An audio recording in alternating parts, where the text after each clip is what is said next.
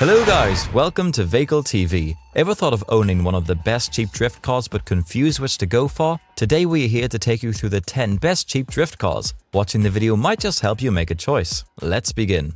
Number 10. The Toyota JZX Chaser Cresta Crusader. The first Chaser came into production in 1977. This vehicle came with the standard option of a 1.8-litre or 2.0-litre engine. Initially, these cars were not meant for performance and instead were designed to be economical, such as the Avante G and the GT Twin Turbo. Both models were fitted with the same motor that powered Toyota's sporty Supra.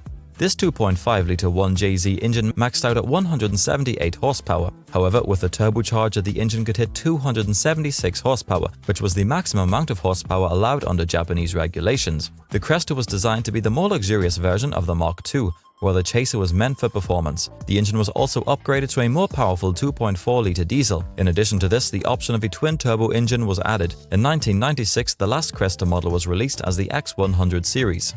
Number 9. The Mazda RX-7.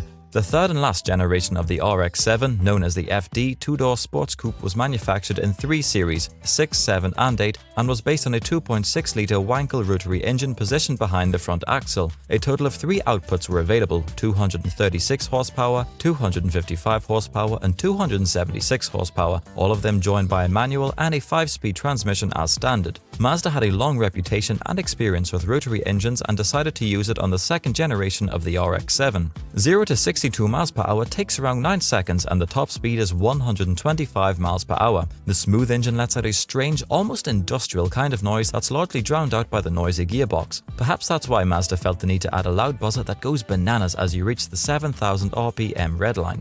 Number 8. The Subaru BRZ or the Toyota GT86. The BRZ and GT86 are near twins, developed and designed by a joint effort between Subaru and Toyota. Aside from some differences in design and equipment, they're functionally the same car. Oh, and until last year, the 86 was known as the Scion FRS, but that brand was dissolved and its products were assimilated into the Toyota lineup. Underneath, they're essentially the same, save for some minor suspension differences. Both utilize a 2.0-litre boxer 4-cylinder engine with combination port and direct injection. The engine is rated at 205 horsepower and 156 pound-feet of torque. That's not a lot, but these models are less about straight-line speed or acceleration than what it does when the road bends. A 6-speed manual is standard and a 6-speed automatic is optional on both, although you'll have to get the stick if you want the base BRZ, as the automatic is a limited-only item. Number 7. The Toyota Corolla AE86. The AE86 series of the Toyota Corolla 11 and Toyota Sprinter Terreno are small, front-engine rear-wheel drive models within the front-engine front-wheel drive 5th generation. By the standards of the mid-80s, the 16-valve engine boasted a decent bhp per litre output, Toyota extracting 123 bhp at 6,600 RPM from the 1,587cc inline-4.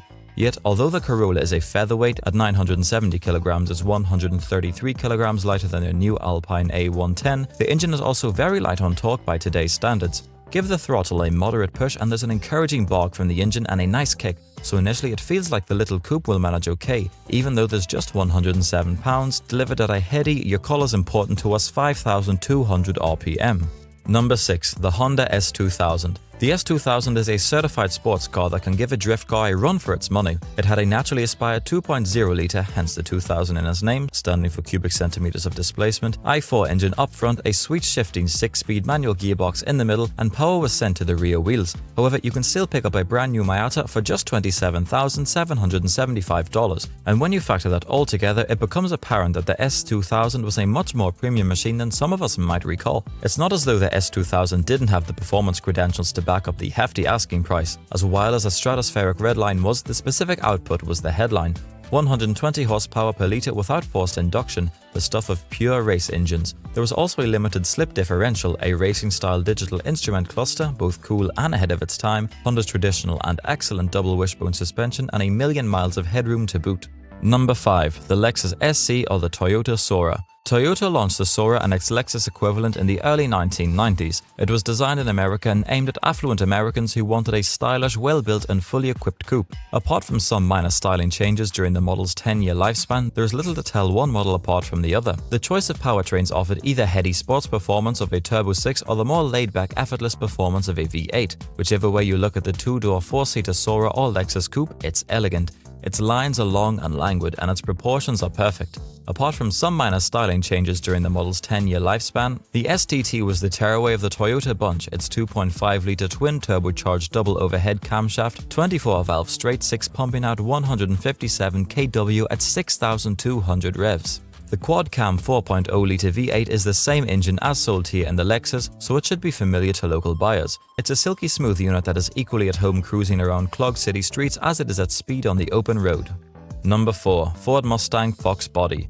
The third-generation Mustang was produced by Ford from 1978 until 1993. Being built on Ford's Fox platform, things got even better in 1987 with the debut of the new fuel-injected 5.0 V8, which made more power and brought the small block Ford into a new era of potential.